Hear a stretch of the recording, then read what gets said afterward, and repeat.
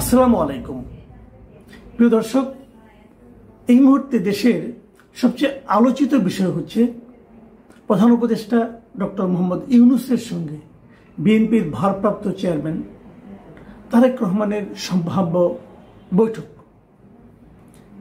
বৈঠকটা হবে ইংল্যান্ডে এবং ডক্টর ইউনূস এখন এরই মধ্যে লন্ডনে পৌঁছে গেছেন এবং উনি অবশ্য গিয়েছেন ওনার একটা ব্যক্তিগত কারণে, উনি একটা পুরস্কার পেতে যাচ্ছেন। আর এরই সঙ্গে দেশেরও একটা কাজ আছে, সেটা হচ্ছে বিদেশে পাচারকৃত অর্থ, বিশেষ করে ইংল্যান্ডে পাচারকৃত যে অর্থ, সেই অর্থ ফেরত আনার জন্য কোনো কিছু করা যায় কিনা এটা নিয়ে ইংল্যান্ডের কর্তৃপক্ষের সঙ্গে কথা বলা গুরুত্বপূর্ণ বিষয়, কোনো সন্দেহ নেই। কিন্তু এর পাশাপাশি তারেক রহমানের সঙ্গে একটা বৈঠক ওনার হবে, এটা মোটামুটি এখন নিশ্চিত হয়ে গেছে। বলা বাহুল্য, এই বৈঠকটা খুব ইন্টারেস্টিং এই কারণে যে আমার কাছে মনে হয়েছে যে এই বৈঠকটার উদ্যোগ নিয়েছেন ডক্টর ইউনূস নিজে, মানে ডক্টর ইউনূসই বৈঠকের প্রস্তাবটা দিয়েছেন এবং তারেক রহমান এবং বিএনপির পক্ষ থেকে সেই প্রস্তাবটা গ্রহণ করা হয়েছে। যতদূর জানা গেছে এ পর্যন্ত তারিখও মোটামুটি ঠিক, সেটা হলো 13 তারিখ তারা উনি যে হোটেলে থাকবেন অথবা কোনো একটা হোটেলে ওনারা এই আলোচনাটা করবেন। এই যে দ্বিপাক্ষিক আলোচনা, এই আলোচনাটা কিন্তু দেশের বর্তমান যে রাজনৈতিক অবস্থা, সে অবস্থায় আমার বিবেচনায় খুবই গুরুত্বপূর্ণ একটা আলোচনা।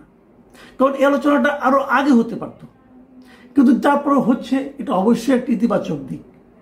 কারণ দেশে যাই বলেন না কেন আপনারা, একটা তো পরিস্থিতি তৈরি হয়েছে, দেশের শীর্ষ রাজনীতিবিদের সঙ্গে দেশের প্রধান উপদেষ্টার যে অন্তর্বর্তীকালীন সরকার আছে তার যে প্রধান উপদেষ্টা, তাদের আলোচনা হওয়াটাই কিন্তু আমি মনে করি স্বাস্থ্যকর একটা বিষয়।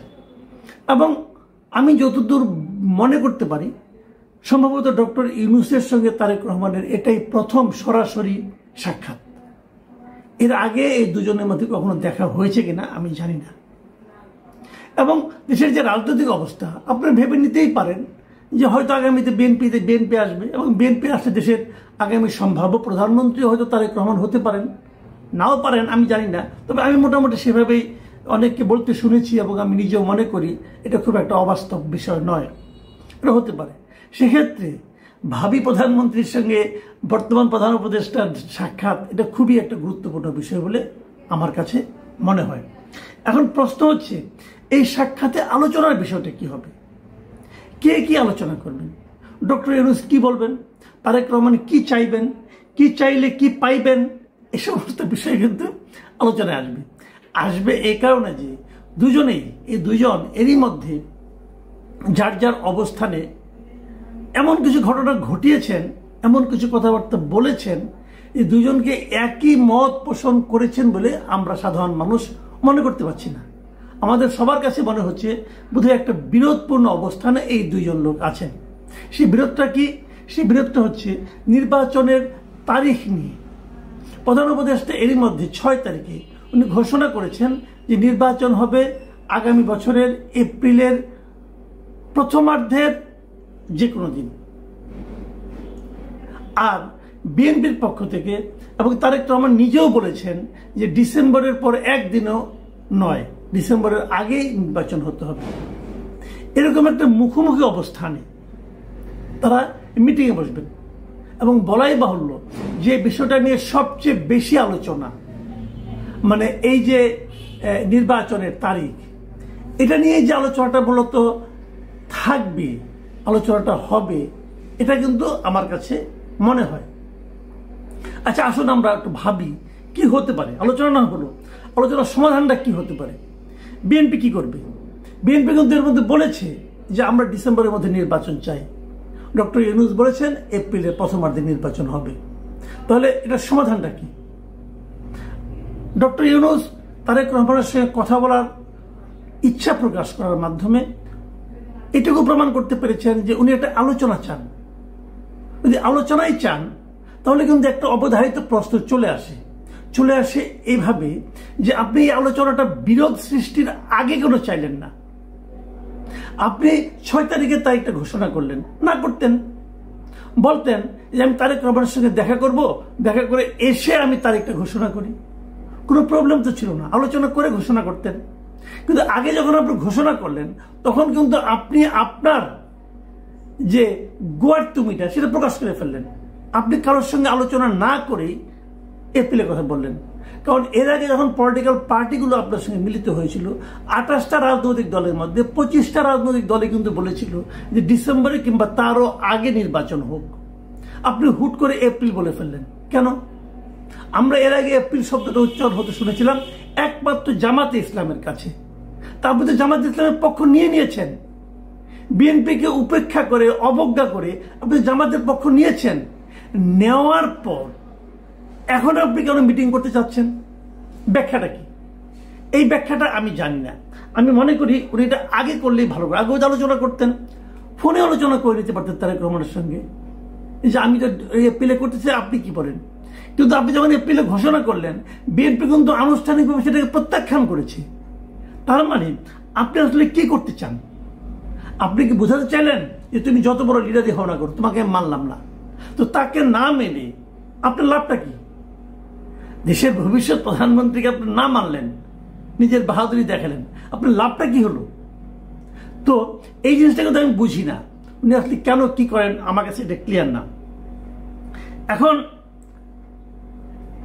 লাভ বাদ দেন, এখন কি মুখ রক্ষার আলোচনা হবে?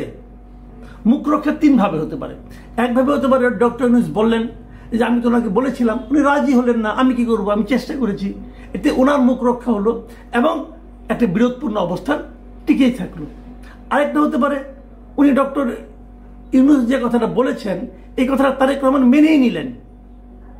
তারেক রহমান মানতে পারেন, ঠিক আছে আপনি যখন বলছেন আমি মেনে নিলাম, আমি এই এপ্রিলে ইলেকশন করব।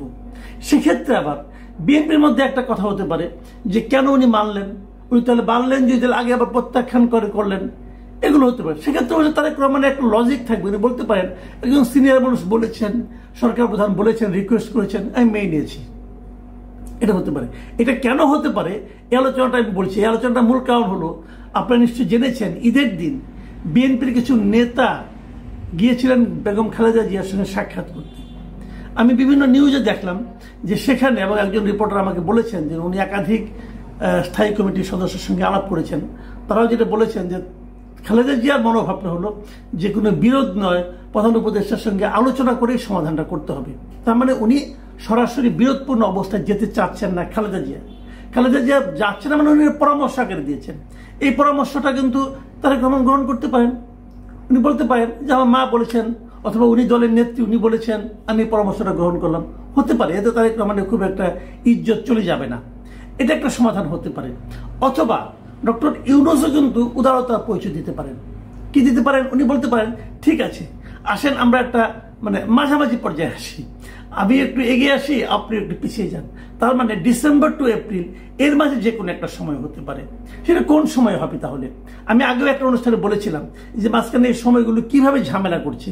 ফেব্রুয়ারি মাসে রোজা শুরু হবে, ফেব্রুয়ারির পর মার্চ মাসে এসএসসি পরীক্ষা শুরু হবে, তারপরে এইচএসসি পরীক্ষা আছে। কাজে এপ্রিল কিন্তু খুব সুবিধাজনক সময় না, খুবই একটা আপত্তিকর সময় আমার বিবেচনায়। জানুয়ারিটা হতে পারে। তাহলে কি আমরা মাঝামাঝি পর্যায়ে আসবো? হতে পারে, আমি জানি না। তবে যে জিনিসটা আমি বলবো, সবচেয়ে ভালো হয় যদি উভয় পক্ষে কিছুটা ছাড় দেয়। সেটা জানুয়ারি হতে পারে, উভয় পক্ষই ছাড় দিল, উভয়েরই আপনার ইগো কনফ্লিক্ট হলো না, উভয় একটা আন্ডারস্ট্যান্ডিং আসলো, একটা শান্তিপূর্ণ সহাবস্থান হলো। কিন্তু যদি গো ধরে থাকেন দুজনই, তাহলে কিন্তু সংঘাত অনিবার্য। এবং এই সংঘাতের যে চাপ, এই সংঘাতের যে নেতিবাচক প্রতিক্রিয়া, সেটা জাতি হিসেবে আমাদের পক্ষে বহন করা কতটা সহজ হবে, এটা নিয়ে কিন্তু আমার সন্দেহ আছে। আমি আগেই বলেছি এবং সবসময় যেটা বলি, আমরা সংঘাত চাই না। আমরা এমন একটা পরিস্থিতি চাই যেন শান্তিপূর্ণভাবে দেশের মানুষ ভোট দিতে পারে এবং তারা তাদের পছন্দের দেশ যারা শাসন করবে তাদেরকে নির্বাচন করে নিতে পারে। সেই পরিবেশটা সুন্দরভাবে করে দেওয়াই হচ্ছে অন্তর্বর্তীকালীন সরকারের প্রধান এবং একমাত্র কাজ। বাকি আলোচনা পরে হবে। প্রিয় দর্শক, এখন এ পর্যন্তই। আল্লাহ হাফেজ।